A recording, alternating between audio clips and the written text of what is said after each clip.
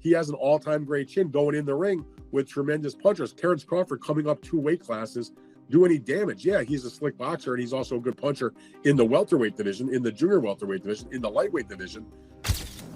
But I do believe that if you can box and you can move, that you can beat Canelo. You can outpoint him. Of the opponent. But anybody that's watched Terence Crawford's career knows full well how much talent this young man has. I mean, he is absolutely sensational, both as an orthodox and as a southpaw fighter. You can't really tell which is his favoured side. Stephen A. Smith gives a bold and decisive view when addressing the upcoming fight between Terence Crawford and Canelo Alvarez. Without hesitation, he aligns himself with Crawford, stating that he has complete confidence in his ability to secure victory. For Smith, what sets Crawford apart is not only his technical skill, but also his hunger to achieve this win. He emphasizes that Crawford's mindset and determination to prove himself will play a crucial role in the outcome. The confident Smith illustrates how highly he values Crawford's ambition and the relentless drive that fuels his preparation. I think Terence Crawford is a marvelous boxer, arguably the best in the world, pound for pound. But can you hurt Canelo? If you can't hurt him, I have no doubt he could outbox him. My issue is, if you can't hurt him, what kind of a challenge can you truly, truly pose? What do you say to that? No, that's a great point. I mean, here's the thing. Canelo Alvarez has a historically great chin. Now, I go back way back when he first came to the United States and started boxing, and he found himself on an HBO pay-per-view undercard years and years ago, fighting against the older brother of the great Miguel Cotto. His name was Jose Miguel Cotto, and he had gotten a ton of hype. He had signed with Golden Boy Promotions, and a lot of those of us in the media, and I had seen him a couple of times before that. This is my first time seeing him in person, really paying close attention, and he almost got knocked out in the first round. And I remember Stephen A., all of us looking around at Media Row going, what the heck is this all hype about? This man can't take a shot. He's going to get drilled. He was lucky that the fight was over, that the round was over in round 1, or there might have been some much more trouble. Stephen A., that was like, 16, 17 years ago. I've never seen him wobbled, rocked, physically, visibly hurt since then. He has an all-time great chin going in the ring with tremendous punchers. Terence Crawford coming up 2 weight classes, do any damage? Yeah, he's a slick boxer, and he's also a good puncher in the welterweight division, in the junior welterweight division, in the lightweight division. But even at junior middleweight, which is where Terence Crawford had his most recent fight back in August, when he moved up and he won a world title, he didn't blow the doors off. He fought a very tough, solid opponent named Israel Madrimov. He gave him a good fight. It was very close. Madrimov's people seem to think he might have even been able to edge it out. But if you can't hurt an Israel Madrimov at 154, what the heck are you going to do with Canelo Alvarez, the sturdiest guy in the world, at 168? So that aspect of it is certainly a problem. You mentioned about Charlo. Charlo was there to get his check. I know one thing about Terence Crawford. He's not going to just come to turn up to get the check. He'll at least try. And Charlo, I don't think, really tried. Stephen A. Smith delivers a bold take on a looming clash between Terence Crawford and Canelo Alvarez, firmly backing Crawford without hesitation.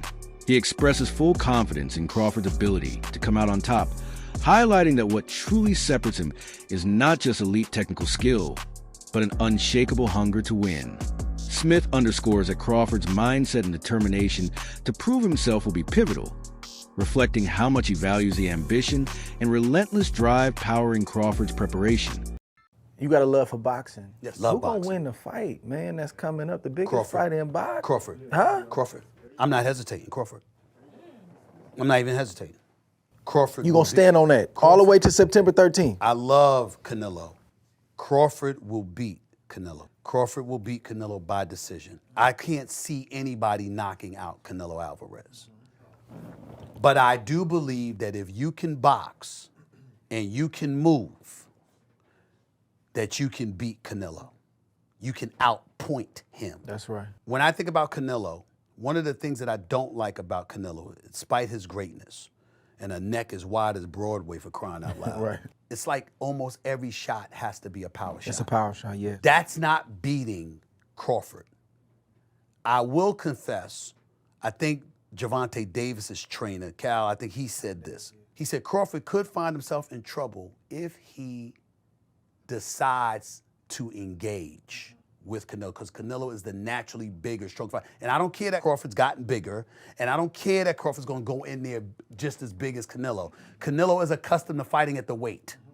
And Crawford is not. And Canelo is a genius in this regard. You don't see him show up for fights not ready. He's always ready. always prepared. He's always You ready. gotta He's give him that. always prepared. So I think he's the slower fighter, though. And I think that Crawford is brilliant as a boxer. And I think that between switching to conventional and southpaw, using his jab and movement, I think that Crawford is going to outpoint Canelo because he's faster. But I don't think he's gonna knock him. Teddy Atlas strengthens Crawford's case by stressing that skill outweighs size in boxing. He argues that physical attributes like weight and reach mean little against superior technique. For Atlas, Crawford's game revolves around precision, timing, and adaptability, elements that can neutralize raw power. He believes Canelo's strength loses its edge when faced with a fighter who excels in dismantling opponents through pure technical mastery, proving that true skill can often overcome physical disadvantages in decisive bouts. Maybe he's a little overrated. Terence Crawford versus Canelo Alvarez at 168 pounds. Canelo's really good. Really good. But I think Crawford is special. I know he hasn't fought the resume everyone wants, but you have that or you don't have that ingredient. I think he has it. Canelo's really good. He's tremendous. But could he be a tiny bit overrated? The greatness is within Crawford. It's in his desire. It's in his mind. It's in his makeup, where he came from. I know he's moving up in weight class. Can he carry it? But those intangibles, I believe that he has them. Al Bernstein underscores Crawford's greatest weapon, unpredictability. He explains that Crawford never sticks to a fixed game plan, instead adjusting on the fly and making it difficult for opponents to anticipate his moves. Against a fighter like Canelo, who relies on timing and counters, this adaptability becomes a major problem. Bernstein also points out Crawford's ability to switch seamlessly between orthodox and southpaw, adding another layer of complexity. This versatility keeps Canelo guessing and exposes him to unexpected combinations he won't see coming. Most fans or most people would probably say Crawford, I'm guessing, because that's a big part of how he's won, and everybody feels that and rightfully so, that the way he's figured out, he's constantly changing from lefty to righty. He's a person that alters his attack. Sometimes he's a boxer, sometimes he's walking people down. Canelo's style is more the same in most fights. He is a counterpuncher who's waiting for you to make your move so he can counterpunch you. Then when he has you in trouble, he's willing to move forward. His attack is a pretty straightforward one. On the face of it, you might say Crawford, but I think the thing about Canelo Alvarez is that he has seen every style that you can see. Gareth A. Davies emphasizes Crawford's vast experience, noting that more than 15 years as a professional have sharpened his instincts, elevated his ring IQ, and taught him composure under pressure. He asserts that Crawford's skill has never been in doubt, as his record shows consistent dominance over elite competition. Throughout his career, Crawford has conquered every style, power punchers, slick boxers, and seasoned veterans, by adapting and overcoming. This blend of versatility, patience, and technical brilliance has cemented his status as one of the most complete fighters of his era. Davies believes this wealth of experience gives Crawford a unique edge that cannot be overlooked when assessing a potential clash with Canelo Alvarez.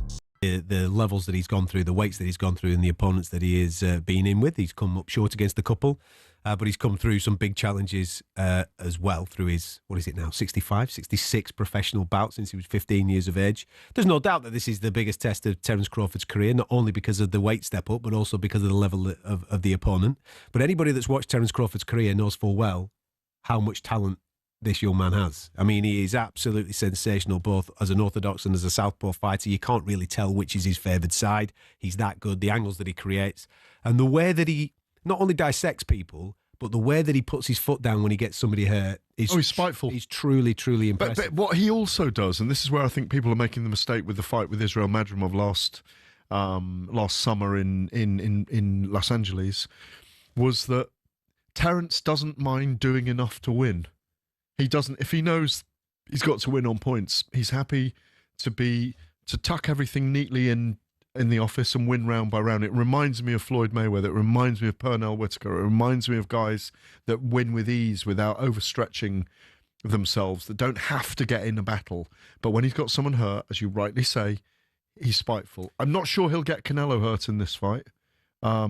But if his timing and his movement are on, the slightly slowed Canelo, who likes to load up these days, could find himself frustrated by Terence Crawford. Yeah, and there's also the aspect of when he is behind. I mean, we've all seen that famous clip where he's fighting Sean Porter. Somebody sells him ringside. They've got him down on the cards. He goes through the gears and stops Sean Porter in the very next round. There's also that element to him. He's brilliant. He's absolutely brilliant. But he's also fighting someone that's equally as brilliant. A very different type of style, Canelo. And a fan favourite. Confidence is a defining trait for Crawford, reinforced by account of his impressive performances both in the ring and during sparring. Those who have trained with him often speak of his ability to showcase brilliance even outside official fights. His dominance in practice demonstrates a fighter who is always sharp and disciplined. This consistent excellence fuels a deep mental toughness, giving Crawford unwavering self-belief. It's this confidence that allows him to enter any matchup, including one against Canelo, certain that he can outthink and outperform his opponent. Man is so confident. He's so confident that he's about to become undisputed. Listen, 2 weeks to go, less than 2 weeks to go now. What? We're talking about 12 days. 12 days. What can we expect from this unbelievable showdown? Listen, the build-up has been absolutely incredible. When you talk about the sparring stories, when you talk about the unbelievable rumors that we've been hearing for the past 10 to 12 weeks, will but Crawford's power carry? Will Canelo age overnight? So many questions that we have when it comes to this unbelievable fight. But not too long to go, ladies and gentlemen. We are about to find out the truth. We are about to find out who's truly the greatest of this era. And let me tell you this. I said this in most of my videos so far. The more I watch Bud Crawford and the more I watch Canelo Alvarez tape, the more my appreciation for both men increases. Listen, Canelo is the greatest pressure / counter puncher in history when he puts both together. And Crawford is the most dynamic fighters my eyes ever saw. Ever saw. Now, listen to this. The moment this fight got announced, we didn't know the things that we know now. We didn't know about their sparring partners. We didn't know about the shape that they were gonna come in for this fight. Comedian and boxing enthusiast Ari Spears offered a historical take on the matchup, reflecting on decades of clashes between Mexico's finest champions and American fighters renowned for speed and skill. He observed that in many of those classic encounters, Americans prevailed thanks to superior defense, slick movement, and precise counterpunching. While acknowledging Canelo's completeness and experience, Spears suggested this fight fits that same pattern of contrasting styles, where timing, defense, and adaptability frequently determine the winner. Take a top-notch Hispanic fighter, put him against the top-notch black fighter, the black dude usually edges him out. And I'm not trying to be disrespectful to the Latino fighters, because look at the greats. De La Hoya, motherfucking Roberto Duran, Arguello, Felix Trinidad, what's my man's name? Chavez. Mhm. So there have been legends, but 9 times out of 10, when the top Mexican legend takes on the top black legend, the black dude wins. Boxing and basketball is just something that niggas just, we got that wop that just, we edge you out. Duran lost to Hagler. He got knocked out so viciously by Hearns. The rumor is he's still waking up today. He lost he did the no-mas with Leonard. Yeah, no, I've been hanging out with Sugar Ray Leonard recently. We talked about that whole situation. De La Hoya lost to Floyd. Yeah. He lost to Bernard. He lost to Sugar Shane Mosley. Usually the black fighters edge out the Latinos when it come down to it. So basically you're saying Crawford's going to win because he's black. I'm saying he's going to win because he's got skills. But that black component, that's that extra juice. That's that extra juice? I mean, look. It's like the Batmobile when it's going fast. and then he hits the nitro button and the flame shoots out of the back of the car and takes it to another level. Black dudes have the nitro switch.